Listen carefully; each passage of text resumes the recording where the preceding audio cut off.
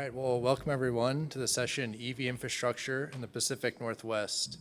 So this panel gathers experts from really a range of backgrounds and localities to discuss goals of their respective organizations as it pertains to EV infrastructure, highlight challenges they've encountered while scaling charger rollout, and then share some best practices for the audience based on their experience.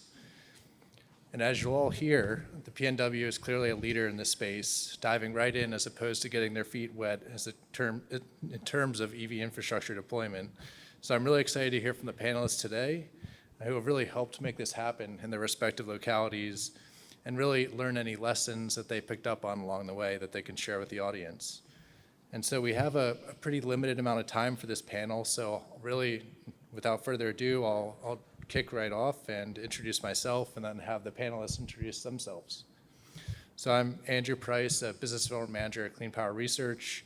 We're a local software company that helps utilities and energy agencies streamline, digitize their energy programs. And related to this panel, we also offer that service to EV charger installation, primarily for commercial, but also residential as well. And the last thing I'll add is that I'm also an EV driver that relies on some of the public infrastructure that we'll talk about today. So I'll let the panelists go around and introduce themselves. Hi, thank you, Andrew. My name is also Andrew. I'm Andrew Rector. I am with the Washington State Department of Commerce, and I am the council manager for something called the Interagency Electric Vehicle Coordinating Council. And no, I cannot say that 5 times fast, so we just call it the EV Council. I'll talk a little bit more about the EV Council in a minute. It's a group of 10 different state agencies that have come together to help coordinate Washington's transportation electrification future. Again, I'm sort of housed in the Department of Commerce in the Energy Office and have been there about 7 months, and before that was a utility regulator at the UTC. Thank you, Andrew, and Andrew. Hello, my name is Lisa Schaefer. I am the Coordinated Fleet Portfolio Manager for King County Metro Transit. We are one of the biggest transit providers in Puget Sound. We provide bus service, including Rapid Ride Bus Rapid Transit, paratransit service, van pool, ride share, and water taxi services. And so we have some really bold electrification goals that I'll talk about a little bit later. Really excited to be in this space and moving forward and supporting our move towards more sustainable and reduced emission transportation in this region. Thank you. Thanks very much. My name's Greg Dennis, and I'm down from Canada. I'm a project engineer for the township of Langley, which is a suburb of Vancouver, Canada, of about 140,000 people. My role there is planning and deploying energy and sustainability-related capital projects, including managing our EV charger network for public, staff, and our fleet. And before that, I worked for our public utility, BC Hydro, doing a similar role where I deployed EV fast chargers for their network, which spans the province of BC. Happy to be here. Oh, I have my own. Hello there. I am pleased to be one of the speakers speaking on behalf of PNNL, Pacific Northwest National Laboratory. As you've heard from some of my colleagues, we work in several areas of research, discovery, and excellence, one of which is grid modernization.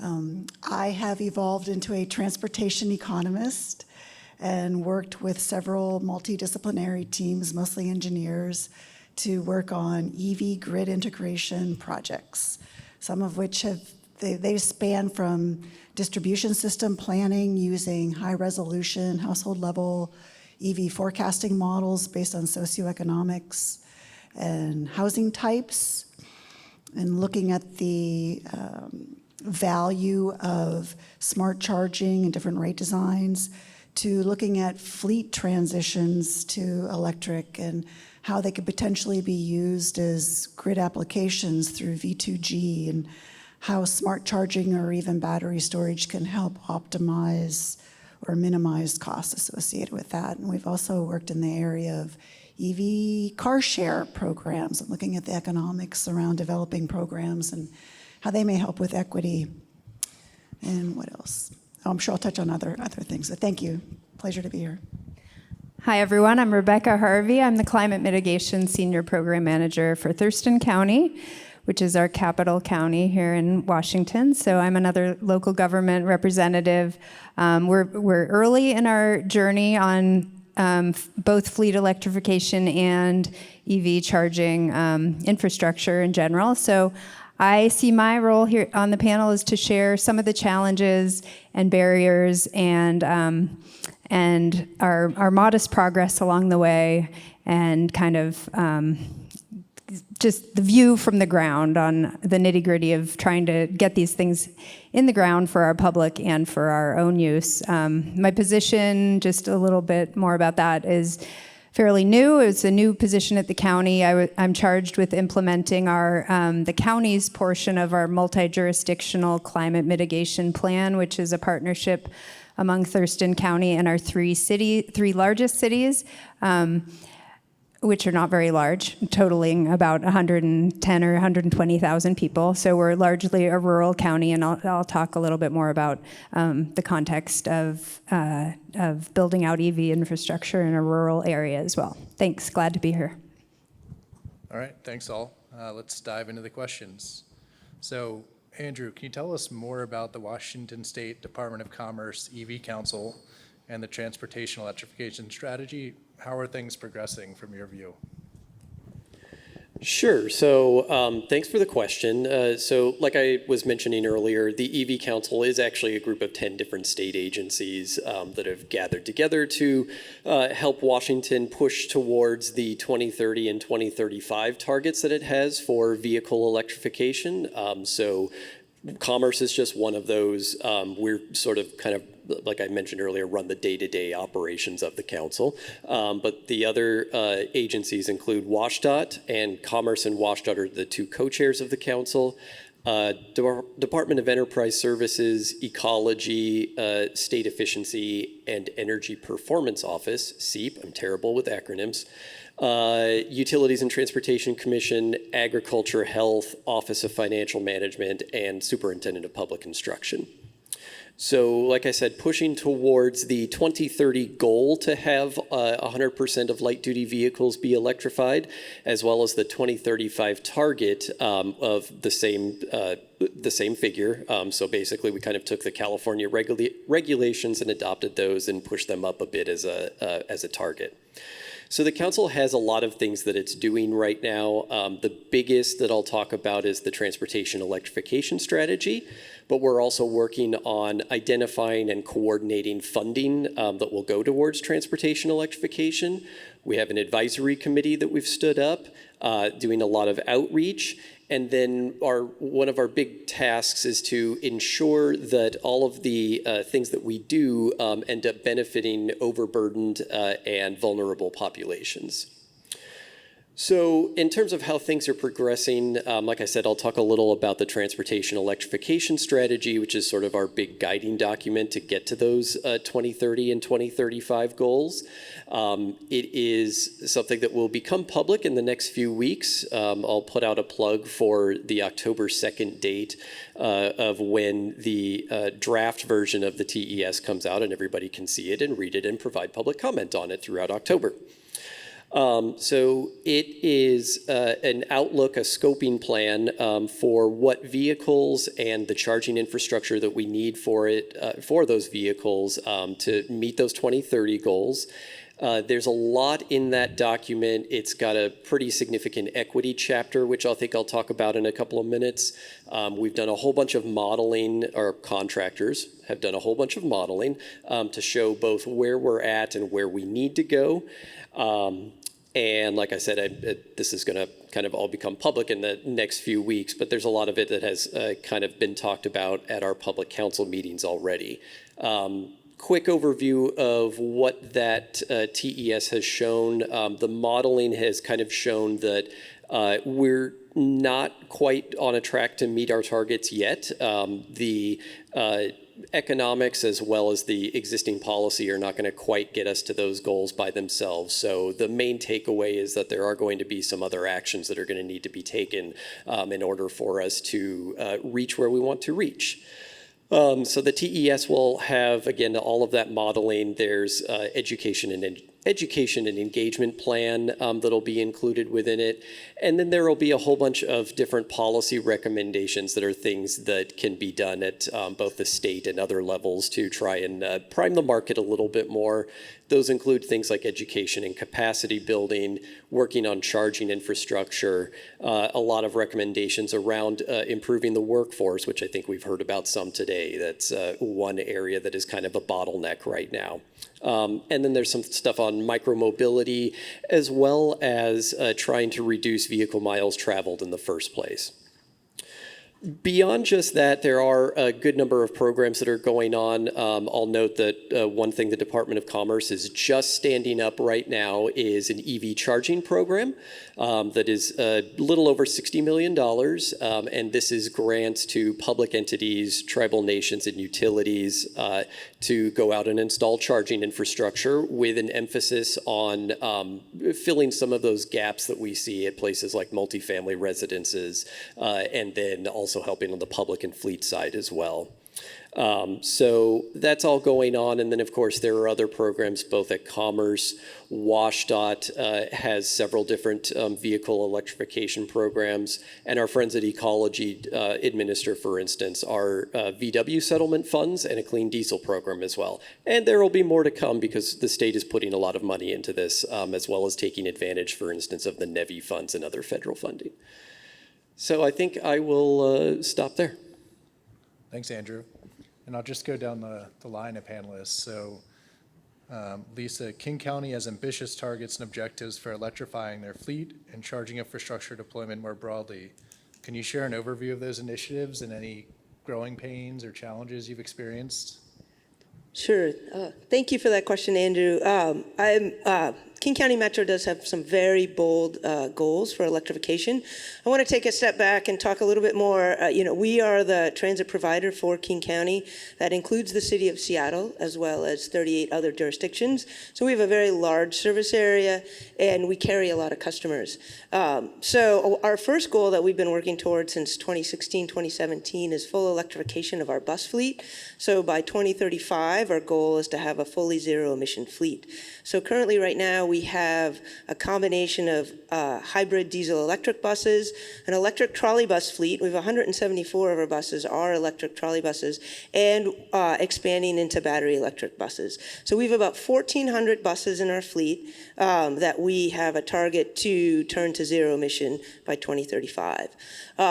And again, that's one of our most visible programs. But I also want to take a minute to talk about some of the other fleets that we have. People think of a transit agency and they really think about buses, but we have more than about 2,000 other vehicles that are a combination of either our smaller revenue services, like paratransit, or we have a very big van pool rideshare program, as a variety of other what we call right-side services, from our Metro Flex to DART and CAT, some of our other flexible services. And then we also have a non-revenue vehicle fleet, which is our support vehicles. These are the vehicles that are behind the scenes that enable us to operate our transit system every day. These range from sedans all the way up to tow trucks, and all of our maintenance trucks, things that help shelter cleaning and that. And we have almost 700 vehicles in that pool. So we're facing challenges in each and every one of those fleets, and they're all different and unique. And particularly our non-bus fleets are very complex. And I'd say our bus fleet, we have the most visible progress on. We have just taken order of about 40 extended range battery buses. But in terms of the other fleet, we're moving slowly. Our non-revenue fleet, we have about 42 electric vehicles in that fleet. And we are actively installing the chargers to support those at our facilities. Is there any feedback? I don't know if that's a strange noise. Anyway, my apologies. So how we're supporting our non-revenue fleet is we're actively putting in chargers at our facilities. But I call these sort of the low-hanging fruit. These light-duty vehicles, it's easier for us to put some light L2 chargers, level 2 chargers. And so by the end of this summer, we'll have what I call our first round of chargers at most of our internal facilities. And this is really just supporting our first round, though.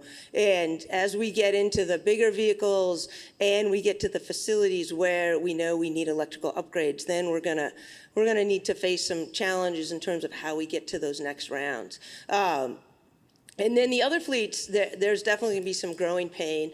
In some cases, we're facing fleets where there's no vehicle that exists right now.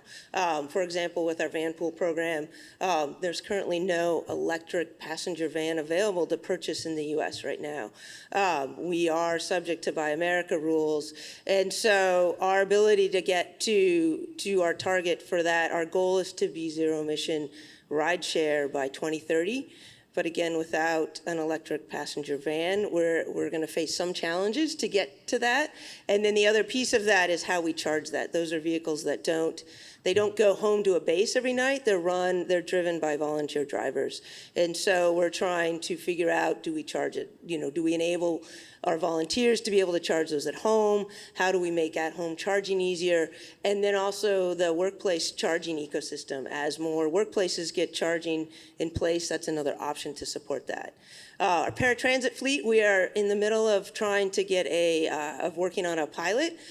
We are seeking 4 EV paratransit vehicles, but again, this is not a very mature vehicle market, so we are still waiting to be able to test a paratransit vehicle that meets the needs to serve our paratransit customers. So, more to come on that. There's lots of opportunities on the horizon, but again, that pilot's been a little delayed, and so we're still dependent on the market. And then again, back to the NRV fleet. What we're finding there is the light duty fleet are easier to meet, and actually King County government has set a moratorium for all of King County, and Metro is a department within King County that we are not to purchase any more light duty vehicles that are not electric. So this is an interesting challenge for us as well, in the sense that when you think of light duty vehicles, a lot of folks I think of sedans, but a number of our work trucks are pickup trucks. So yeah, there's a Ford Lightning out there, still hard to get. The supply chain is not as fast as we might want. But we actually have vehicles that fall into the light duty category that are even bigger than the Ford Lightning. There's F-250s, F-350s. So we're still navigating that landscape. And again, those vehicles are also subject to the fact that there's no passenger van. We do have cargo vans. The E-Transit is available. But again, getting them when we need them, as fast as we need them, is a challenge. And then aligning our infrastructure installation with our vehicle needs. So right now we're up against vehicles that need to be replaced. And if they're specialized, they have to go to a certain facility, but we may not be able to get the electrical infrastructure installed in time at that facility. So again, it's a lot of juggling of vehicles where they're needed, where we have infrastructure. And I think moving on to tips, we've definitely learned a lot. I think, we're learning as we go. I think we all are learning as we go. But infrastructure. I can't emphasize that enough. And, you see the vehicle, you think, oh, let's go buy a vehicle, but you can't really use the vehicle until you have the infrastructure in place. And then the infrastructure in place isn't just about the charger, but it's about what's underground. It's about the distribution system. We heard about the utilities a couple panels ago. They were talking about the distribution system, and that is really key. So the next step is really talk to your utilities early and often, and again, let them know what's coming. We have a lot of facilities, where we knew we needed buses, but now what we're learning is things are really stacking up, right? So buses were our first target, but now that we have all these targets for our NRVs, for example, our NRV fleet, our light duty is supposed to be zero emission by 2030, medium duty by 2033, and heavy duty by 2043. Well, those targets weren't really there when we first started looking at electrifying our buses. So now, as we're looking at our facilities, not only do we have to support the bus transition, but adding in the NRVs as well. So, and then also, building efficiencies and lots of things. These things really stack up. So advice is to really think as big as you can, involve as many people as you can in the conversation, because it affects it affects every single thing. I know for us anyway, at the Transit Agency, it affects everything we do. So that not everything, you might not think of all the things that impact it, but try to have conversations with everyone, workforce, all these different aspects of our business, the time it takes to get infrastructure installed, supply chain issues. There's just a lot of things. And I'm probably going on a little long here, but the one thing too is take the time to learn what your fleets need and what they do. We're spending a lot of time now doing telematics studies on our non-revenue fleets to understand just how much do they drive, how much energy are they going to need. This data is what the utilities need to be able to understand and to predict and to prepare for the demand on the electricity system that we're going to have. So again, and be willing to collaborate, have lots of conversations with a lot of people, and see if there's opportunities to work together. And one more thing, reporting. Be prepared for data. Collecting data, needing to share data, needing to report it. We're getting lots of requests on fleet inventories from programs like the Department of Ecology and the things that are going on statewide.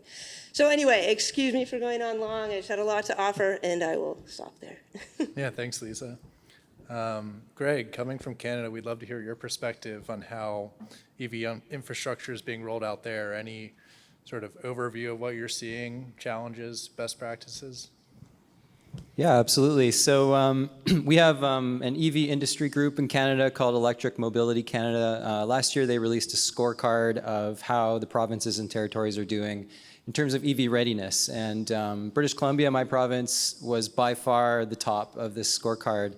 And we were the only province that EMC called a global leader for EV readiness. So I think we've had some success in the province, and we've got about 3,800 public charging stations across the province, which in the bit of research I've done, I think is similar to what we're seeing in Washington State.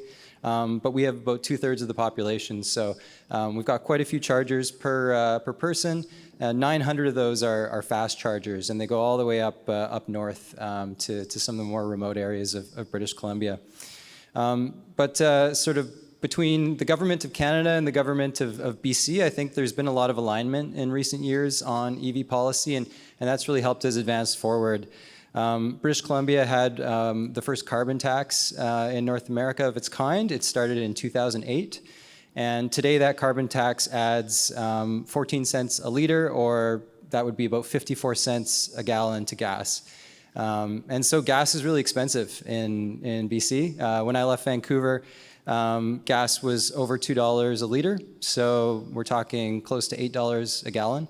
And a lot of that is due to things like the carbon tax. Luckily, I was driving a Nissan Leaf, so I didn't have to pay that price. The government of Canada and BC are also making EVs less expensive. There's a point of sale rebate that you can get. So the federal government for electric vehicles under a certain value will give you $5,000. The provincial government in BC will give you $3,000 on top of that. So $8,000 that you don't even have to pay. It's not a rebate or anything. It just, you don't have to pay it. And that's huge. And that's really, we've seen in Ontario where the provincial government had a top up to the federal incentive and then took it away, we saw their EV numbers drop immediately. So having that incentive there to really bring EVs on par with gas vehicles for purchase price is a really key policy. And then finally, we've made investments in infrastructure both at the federal, provincial, and my government, municipal level. Not quite the same investment we're seeing now across from the federal government and the state governments in the U.S. I think Canada needs to step up now that the this $5 billion and 500,000 EV charger plan is out. But we're doing all right. The federal government's put up about $680 million. And they have a plan for 85,000 public EV chargers by 2029. Awesome. And Christine, so can you share a little more with the audience on PNNL's role in infrastructure deployment and grid planning? And what does the typical make-ready process look like? Or pick which part of that you want to answer. Well, that's a pretty complex answer, and I think I'm going to preface it with PNNL's involvement with the varying stakeholders, of which there are many, and all of their own processes are very interwoven. Think about the corporate planning, financial planning process. Each company, when they're transitioning their fleets, has to think of the return on their investment. And there's this temporal aspect of, do we build it all now and try and get economies of scale versus the debt that you may incur and the lost opportunity from stranded assets in the interim? So they're having to make all these complex financial decisions. Then there's the utility. So each fleet owner has to put the application in the queue for their transmission upgrades. That can take up to 2 years. So as you know, time is money. So ensuring that maybe you can time getting your supply side infrastructure during this queuing process, or can you find places on the grid that have excess capacity? So you might want to look for siting options that won't require this enormous burden on the utility to either build up the infrastructure, create these new substations. So it might just go quicker if you can find better siting locations. Then also from the utility perspective, in addition to building out this transmission, they have to have the supply side resources available. They may have to get new contracts or build new resources. They also have to have a reserve margin on top of that. So they're going through their own planning process for all of this. And then there's the whole supply side infrastructure that Lisa spoke about. There's the installation and operational contractors and the equipment itself. So each fleet owner operator has to make sure that they're in conversations with these folks to make sure that they can line up all of these resources and contractors in a timely fashion. So PNNL is aware of all this comprehensive planning process. So we try to bring this to the table whenever we do any individual analysis. And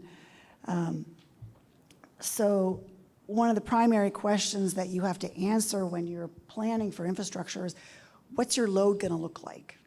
What is the estimate of your load over time? So you have to know how you're going to transition your entire fleet. So you have to know what your stock looks like, the quantity, the type of vehicles, so you can get the equivalent zero emission vehicle so you know what that load's going to look like, know what your driving patterns are.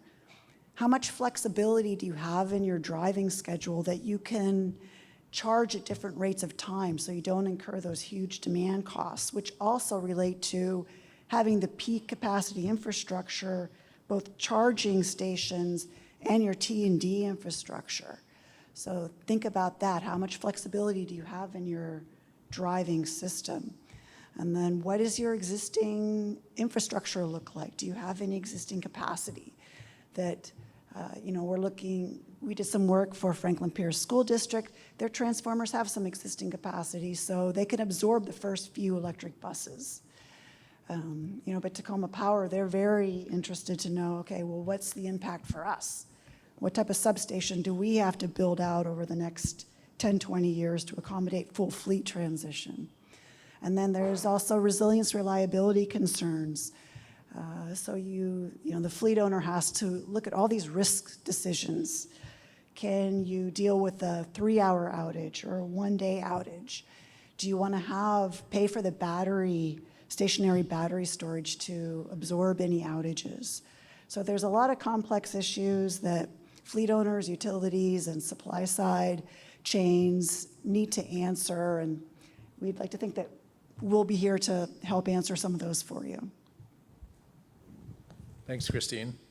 And Rebecca, so we heard earlier from King County. I'm curious to hear your view from nearby Thurston County. Any initiatives you're undertaking or challenges you're encountering?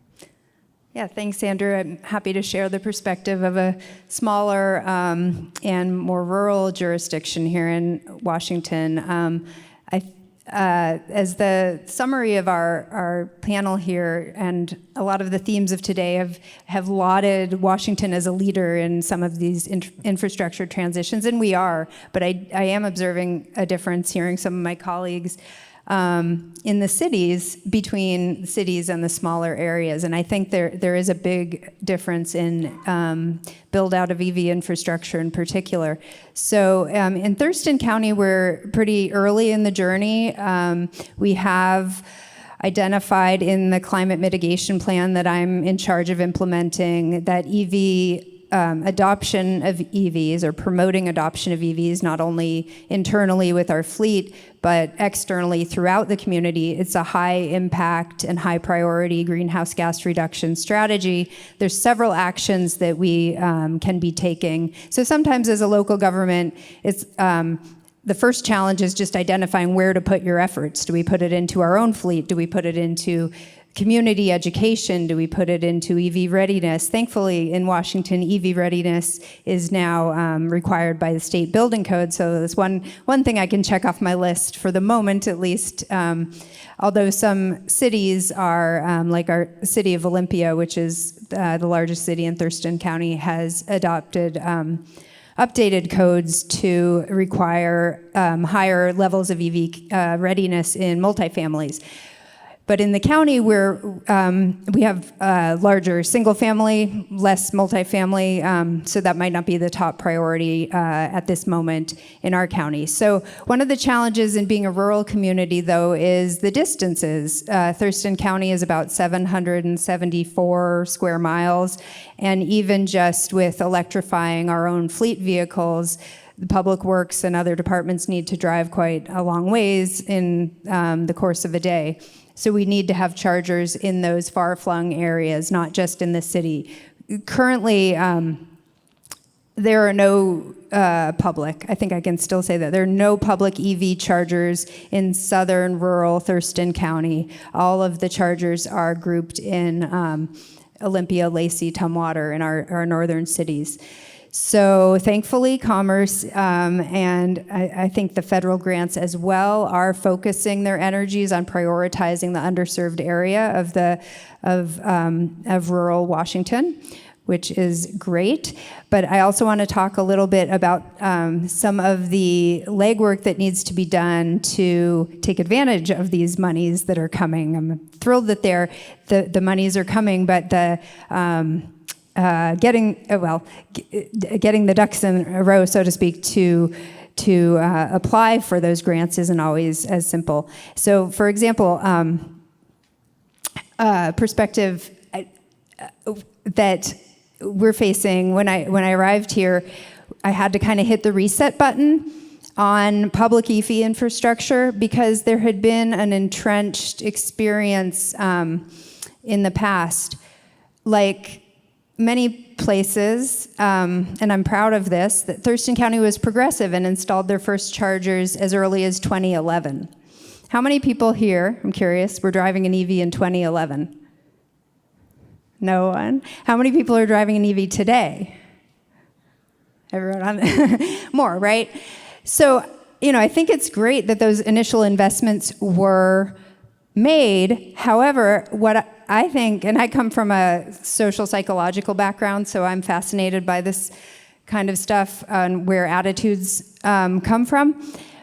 The chargers were networked, so there was an annual fee to pay for the network and any operations and maintenance, and the county hoped to recoup those fees, but EV adoption was so low, and those public chargers were not being used, and there was a fee attached to them as well. So both because of the low rates, and as an EV driver, I don't know about you all, but I feel there's an added deterrent if a level 2 charger has a fee associated with it. So that might have contributed to the lower use. They just weren't used much over the years. They were just ticking up, and then COVID happened, so those public buildings were not being visited as much. And so that was 9, 10, 11 years of experience showing the county that these investments are not panning out. So that's what I contended with when I started about 9 months ago, kind of like rewind, let's hit the reset button. So I'm doing a lot of starting from the beginning. How much does electricity cost for level 2 charging? Not very much. How much does O&M cost? Not very much. There are grants to pay for the initial capital outlays. So getting our internal stakeholders on board has been the where I'm focusing my attention. And just this coming Monday, I'm briefing the Board of County Commissioners on an internal county policy which will provide, if approved, will provide authority to provide electricity for free level 2 charging and fee-based DC fast charging, and then some high-level guidelines for doing that. So fingers crossed that passes, then we'll have authority to move forward with applying for some of these grants. And I can, happy to talk more about that later, but I will stop for now. Just wanted to share some of that kind of detailed perspective of the challenge for local governments on actually deploying the infrastructure. Thanks. Yeah, thanks, Rebecca. So we've actually kind of cruised through time here. So maybe we did have follow-up questions for everyone, but maybe like a lightning round for each person. So maybe continuing on that theme of challenges and best advice for the audience, maybe we can go one by one and share either your best advice or a quick challenge and some advice you'd give to the audience. Anyone want to go first? I can get started. My city, the township of Langley, is sort of a semi-rural suburb, and when I joined, they were just sort of getting started with electrifying their fleet. They had a few electric fleet vehicles, and I think a challenge that's really common, especially with smaller municipalities, is where do we even start here? It just seems so daunting because you need the vehicles, you need a whole new infrastructure for charging. It may require upgrades from the utility. So I was fortunate that there's some pretty targeted funding in BC for studies. So we did a really in-depth study. We did some of the telemetrics and looked at how far each of our vehicles was traveling in a day. And as a municipal government with not a huge amount of land to cover, our vehicles weren't going very far. We're talking like 30 miles a day on average for most of our vehicles. There were a few that were going further, and we noted that those might need more frequent charging. But getting that study together showed us the total build-out that we would need over 10 years to power an electric fleet. It showed us the savings, the life cycle savings we would get from all the fuel and maintenance savings. It was worth something like $4 million after 8 years. So there's an upfront capital outlay, but you're saving money, lots of money after 8 years. So a study like that, I think, is super key. There may be funding available in Washington, I'm not sure, but for us, that was the key document to really get buy-in from our senior leadership. Thanks. I would say for remote and rural municipalities, don't be afraid to look into distributed energy resources to pair with your charging infrastructure, especially if you're in an area that has outage problems, there's resilience problems, or if you have a lot of transmission constraints and very high demand charges, that's potentially an option. So I'd say if you can do a little bit of research in that area, don't be afraid to look there. That'd be a good place to look.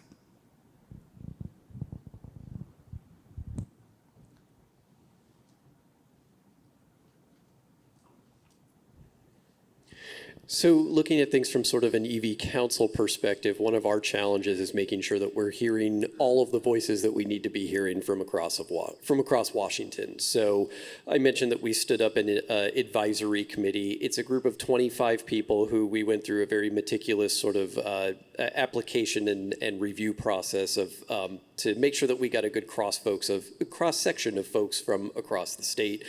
We're talking about rural residents. So, for instance, the group that's on this council involves folks from east of the mountains, Olympic Peninsula, Southwest Washington, all of the places that are more rural, so that we get that perspective. Also, making sure that we're getting the perspective of BIPOC communities, the disabled community, everybody that we can possibly get. And so another way that we're trying to kind of surmount that barrier is as part of our TES strategy. We've been going out and doing one-on-one interviews as well as focus groups with everybody we can talk to make sure that we're hearing from all of the constituencies on what kind of barriers they are facing and how we might overcome them. So I'll stop there. All right, anyone else want to chime in before we wrap up? I'll jump in. I was hesitant because I don't know if I can just focus on just one more thing if I start talking again. But I think, I do want to reemphasize, the value in understanding what your vehicles do so you can predict the load, because that's what the utilities need to know. And so really trying to start collecting that data. And it's not always easy. You have to get the equipment to do it, and you have to have somebody who tracks it. So that's one key thing that I just wanted to reemphasize.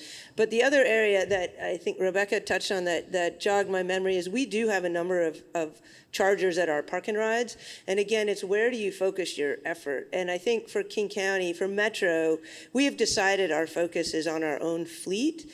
But we have had an interesting experience with chargers at park and rides. Again, I think we got maybe the same grant, or we got a grant program in 2011, 2012, where it was decided a good thing to put in a number of chargers at our park and rides, because then it would be access to the public. And yeah, those weren't terribly well used at the time. I think there has been an uptick as more EV adoption comes along. But it does, you wonder where are the best places to put chargers in the public ecosystem, and you definitely want to make them available. But that is something we're still thinking about going forward is, where are we putting our energy? How are we prioritizing where we're putting chargers? The last thing I wanted to say about the public chargers, and I'm just kind of throwing this out there, is that we're experiencing a ton of vandalism on our chargers at our park and rides. I think every single one of them has been down for a certain matter of months over the last year at some point. And I'm going to end with, anybody who can come up and design a charger that is much more resistant to vandalism, I'm all for it. So, thank you. I think we're out of time, right? I'll just end real quick with, as much as there's challenges that I spoke to and others spoke to, this is the future, and the writing's on the wall, and we have mandates, and the fleet is going to transition. So I think I'm moving forward with my stakeholder engagement, internal buy-in and all that, I'm gonna focus on this is the future and we need to do it, and full stop. All right, thank you. I think that wraps up.